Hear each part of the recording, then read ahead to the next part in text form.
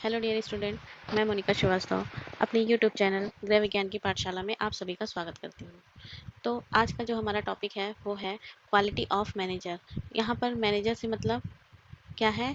जो हमारे घर की मैनेजर होती हैं, जो हमारे घर को चलाती हैं, घर की व्यवस्था करती हैं, मतलब हमारे घर की गृहिणी, हमारे घर की महिला, जो हमारे घर की हाउस वर्कर होती हैं। ठीक है, तो आज हम बात करेंगे उन्हीं गृहिणी के गुण की। ठीक है, तो उनको हम क्या कहते हैं, चाहे प्रबंधक के गुण या गृहिणी के गुण।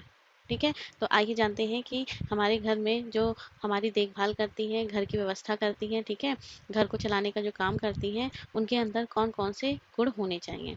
तो देखिए है, दूरदर्शिता होना चाहिए। ठीक है, दूरदर्शिता से क्या तात्पर्य कि ऐसा विजन जिससे वो दूसरी तरह से चीज़ों को समझ सकें। ठीक है, जैसे कि सामने कोई बात है तो उसको वो दूसरे नज़रिए से देख सकें। ठीक है, और प्रबंधक को पहले से ही रिजल्ट की जानकारी हो जानी चाहिए, पता लग जाना चाहिए कि अगर हम इस कार्य को कर रहे हैं तो आगे इसका रिजल्ट क्या होने वाला है। ठीक है, फिर उसके बाद कि प्रबंधक ऐसा काम करेगा जिससे भविष्य में कोई समस्या ना हो, मतलब बहुत ही सोच समझ कर कार्य करने वाला होना चाहिए। उसके बाद जिस क्षेत्र में मैनेजमेंट करना हो उसका क्या हो, ज्ञान होना चाहिए।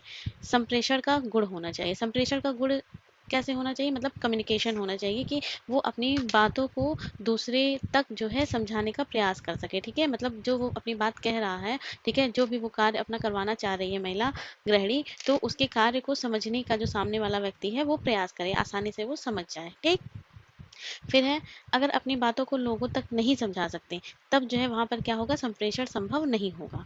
फिर नेतृत्व की भावना हो, मतलब कि आगे लीडरशिप की जो भावना होती है, ठीक है, लीडर बनने की जो क्षमता होती है वो उसके अंदर अंदर होनी चाहिए।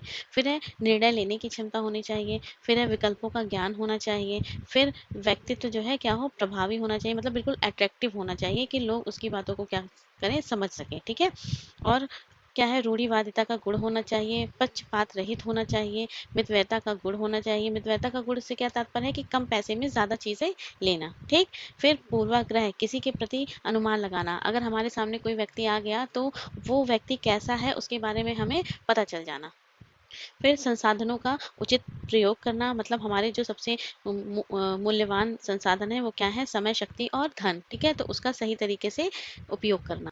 समायोजन का ज्ञान होना चाहिए। नई सोच वाला होना चाहिए। ठीक है, पहल शक्ति होनी चाहिए। मतलब ये सारे जो गुण होते हैं वो हमारे एक तरह से प्रबंधक के होने चाहिए, और उसी जगह जो हमारे घर की महिला है उसके भी ये सारे गुण होने चाहिए। ठीक है, प्रबंधक के रूप में इसलिए होना चाहिए कि वो जो है समाज में रहकर जितने भी लोगों को जागरूक कर रहा है, तो उसके जो कार्य हैं, ठीक, वो अपने कार्य को क्या करे, आसानी से लोगों तक पहुंचा सके। ठीक है, अपने ज्ञान को। उसी जगह जो गृहिणी है वो अपने घर को चलाने के लिए